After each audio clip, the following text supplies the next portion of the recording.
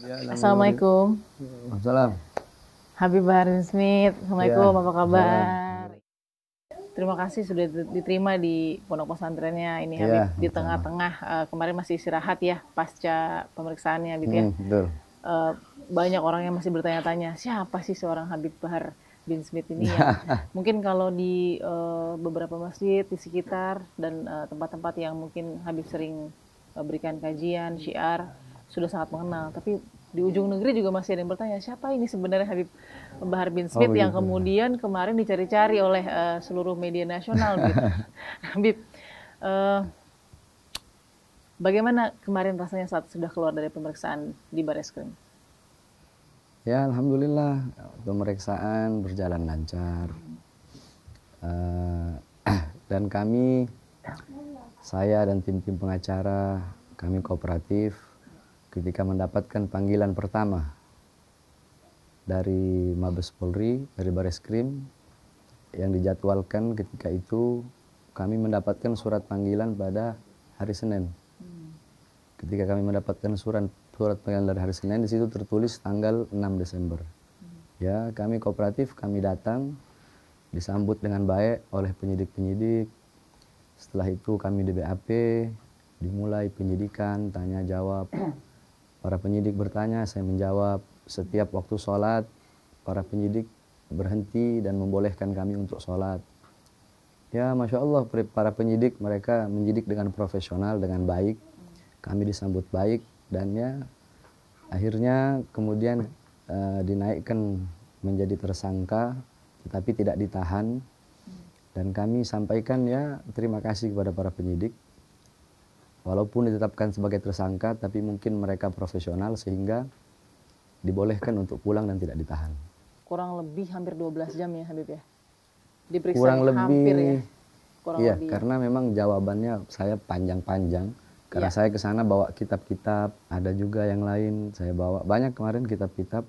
Karena kan isi ceramah yang dipersoalkan masalah agama, ceramah agama, jadi ya saya ingin menjawab juga dengan agama, dengan dalil agama, yang dimana saya membawa kitab-kitab salaf di pada saat penyidikan.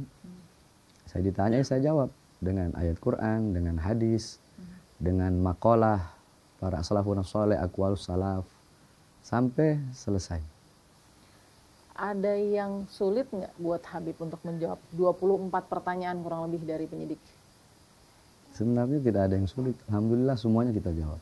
Dari unggahan pihak-pihak tertentu Hmm. pada saat Habib ceramah itu, langsung dijelaskan oleh penyidik apa yang menjadi Iya, masalah pada saat itu. polisi bertanya apakah betul ini Habib. Saya bilang ya betul, ini saya. Kemudian apakah Habib ingat? Seingat saya ini 2 tahun lalu. Oh ya dicatat. Terus polisi bertanya bulan. Kalau bulan saya lupa bulannya, harinya, tanggalnya saya lupa. Tapi ya saya bilang benar itu saya. Kemudian diperlihatkan ceramah selama 1 jam itu. Kalau Habib bersedia kami putar selama 1 jam, kata penyidik. Terus diputar beberapa saya lihat. Akhirnya sampailah pada pokok permasalahan. Kemudian ya sudah ditranskrip oleh penyidik. Ketika ditranskrip, penyidik juga bilang kalau mungkin Habib mau koreksi, saya dan tim-tim pengacara koreksi. Setelah kami koreksi ada beberapa yang kurang. Kebanyakan itu yang kurang itu dari ayat Quran yang saya bawa. Sebab kan mungkin penyidik juga susah Ya. untuk mentranskrip bahasa Arab ke tulisan Indonesia. Jadi ya akhirnya kami benarkan, kemudian di copy ulang, di di ini lagi oleh penyidiknya, sehingga kami teliti lagi, udah benar transkripnya baru dimasukin ke komputer. Jadi dari sepanjang pemeriksaan hampir 12 jam, secara pribadi Habib nggak merasa disudutkan, Tidak. semua baik-baik saja. Baik. Ada diskriminasi nggak? Enggak, sama sekali. Sama Benar-benar sekali. enak mengalir ya. Enak, kita disiapin makan. Saya makan, disiapin makanan oleh para penyidik. Alhamdulillah. Makanya kan di situ saya bilang penyidiknya profesional, penyidiknya bagus, penyidiknya baik. tidak ada mereka berkata ngotot apa enggak, mereka baik sehingga saya pun lebih baik menjawabnya. Kan dilaporkannya dengan pasal diskriminasi ya, etnis dan ras ya, pada saat itu ada juga mungkin penghinaannya. Nah, apa sih Bib yang bisa diedukasi atau dijelaskan, karena kan bahasanya mungkin berbeda, definisinya, perspektifnya berbeda, yang mungkin pelapor lakukan atau mungkin ajukan untuk Habib. Nah, di situ sebelum saya bahas pemerintah, saya bahas ulama. Nanti di akhirat para ustadz, para kiai, para habaib, satu persatu diminta pertanggungjawaban oleh Allah SWT. Sampai di situ saya sebut nama saya. Bahar, saya sebut lagi ceramah, saya sebut Bahar. Kamu nanti diminta pertanggungjawaban oleh Allah. Bahar, kamu begini, kamu begini, kamu begini, kamu begini, kamu begini. Kamu salah, tempat kamu neraka. Sampai saya sebut nama saya sendiri sebelum saya sebut yang lain. Para ulama sudah, baru para pemerintah, RT, RW, lurah, camat, bupati, wali kota, menteri, sampai presiden, tentara, polisi, DPR, semua. Tidak ada yang Allah pada hari itu, tidak ada yang punya pangkat. Yang punya pangkat, yang raja, yang berkuasa pada hari itu Allah SWT. Sampai pada masalah itu.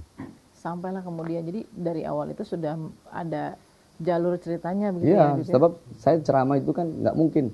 Saya berceramah itu, jadi saya punya pikiran, wawasan itu luas. Nggak mungkin saya langsung bahas ke situ. Karena setiap orang yang berceramah itu harus menempatkan sesuatu pada tempatnya. Kalau tidak salah ada bahasa kafir juga ya. Nah, kenapa pada saat itu kata kafir itu keluar Kata soal kafir pemimpin? di sini yang saya maksudkan bukan orang kafir yang ada di Indonesia. Oke. Tetapi makanya kan situ lihat rentetannya. Saya bilang perusahaan-perusahaan asing. Betul. Saya bilang Barat. Saya bilang Cina.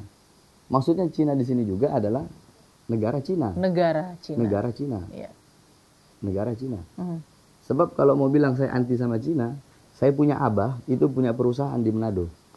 Abah saya tidak memberikan kepercayaan kepada orang-orang, maksudnya kepada yang lain untuk menjalankan itu perusahaan. Justru abah saya kasih kepada orang Tionghoa yang ada di sana. Bahkan dari kecil sama saya itu orang. Di situ maksud saya negara Cina. Berapa banyak perusahaan-perusahaan, saya bilang perusahaan-perusahaan Cina. Negara kafir di sini orang-orang negara-negara luar yang menyerang saudara-saudara Islam di Palestina, di Afghanistan, di apa seperti Israel, seperti Amerika dan lain-lainnya. Apa yang diambil hikmahnya dari akhirnya ditetapkan sejauh ini kan sebagai tersangka nih? Jadi bapak-bapak penyidik kan beliau menjalankan kewajibannya. Iya kan? Beliau menjalankan kewajiban. Jadi ya status tersangka di sini saya tidak menyalahkan para bapak-bapak penyidik dari pihak kepolisian. Karena bapak-bapak penyidik ini kan ya ini yang dipimpin. Ada pimpinan. Mungkin ya bisa jadi didesak dari atasan-atasan. Bisa jadi seperti itu. Itu yang saat ini jadi terima saja dulu ya proses yang ada ya. Saya terima. Makanya kan saya mau tanda tangan. Kalau saya nggak terima, saya nggak bakal tanda tangan. Kalau memang melihat ada kekurangan, kesalahan dari pemerintah, bawa data, bawa kemudian fakta yang benar, di mana rakyat yang kelaparan, mana kemudian susah. Ini kan yang kemudian menjadi argumen dari pemerintah misalnya. Kalau memang mengkritik silahkan, tapi tolong dengan data, agar semua tidak ada berita-berita yang sumir dan tidak jelas. Boleh kalau saya mau kumpulkan. Berapa banyak bisa saya kumpulkan. Banyak. Kalau mau saya kumpulkan mau banyak. Justru sekarang orang yang dulu senang jadi susah. Orang yang dulu susah tambah susah. Perusahaannya bagus, sekarang malah melorot. BBM naik. Listrik naik. Ada juga yang kemudian menyebutkan atau memasukkan Habib kepada ini pas nih Habib yang kemudian dikatakan punya nilai-nilai radikal. Sampai saya kan bilang begini, sampai saya bilang, andai kan ketika kejadian 4/11 itu, presidennya bapak saya, ya bakal saya bilang banci. Sampai saya ngomong begitu. Ya ini siapapun, saya bukan masalah pribadi, bukan. Walaupun ayah saya sendiri melakukan hal seperti itu, bakal saya kritik. Karena kita tidak akan membenarkan yang salah, walaupun yang salah itu keluarga sendiri, saudara sendiri, teman sendiri. dan tidak akan menyalahkan yang benar, walaupun yang benar itu atau kebaikan-kebaikan yang ada itu datangnya dari orang yang tidak sefaham, tidak sejalan dengan kita. Tapi kebaikan-kebaikannya kita ambil, kebenarannya kita ambil, seperti itu. Bagi saya. Nah, adapun pertanyaan tadi, apa tadi yang kelompok kemana, ke kubu mana, ke kubu betul mana? Ya, itu sekali. Ya, kemana sih sebenarnya? Bagi saya begini. Ulama-ulama ini gitu. Bagi saya begini. Yakni khairul muluk. Khairul muluk, khiyarul muluk malikun alladhi yasduru bi ijtihadil ulama. Sebaik-baiknya raja, sebaik-baiknya penguasa adalah raja penguasa yang bersandar kepada pendapat para ulama. Yani maksudnya apa? Keputusan-keputusannya itu timbul dari hasil ijtihad, dari hasil fatwa, ra'yi, dari hasil pandangan para ulama. Sebaliknya, wasyirarul ulama, paling buruk-buruknya para ulama itu alimun, yakni alimun alladhi yaj'alu ilmahu tabi'an li ra'yil muluk.